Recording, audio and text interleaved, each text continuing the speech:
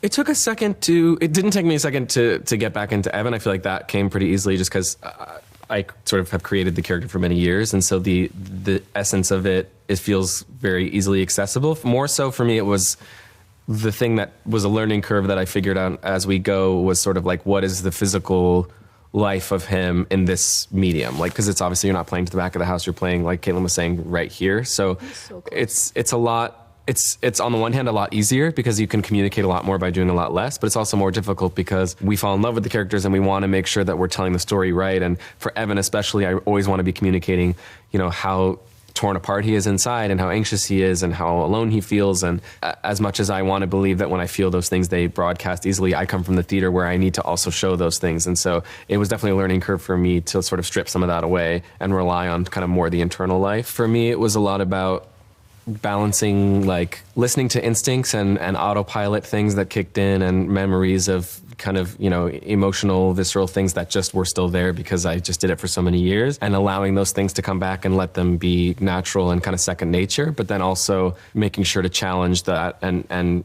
keep it spontaneous and keep it really close to the ground. And really, Kaitlyn in particular was a really kind of a godsend in that regard because she's just she doesn't have a dishonest bone in her body. She just like everything she says is she just stays so naturally grounded and authentic. So as long as I'm playing in the world that she's playing in, I felt really that it was very human and super real. But also Steven was really, that was something that was really important to him, was portraying all of these emotions, but in a very grounded way, and never, it was always leveled out every single day on set. It was always sort of like, exploring, like getting into it more, but also keeping it at a level where, it never felt like we were pushing anything. Totally. More so than any musical movie that I've really ever seen, I feel like the texture of it stays really small and really real, and it never becomes operatic or theatrical or pushed. Like Kaitlyn was saying, it stays really, really close to the ground. What we're lucky to have already is the material is so kind of symbiotic, like Stephen Levinson's script and the lyrics of Pascal Paul's songs,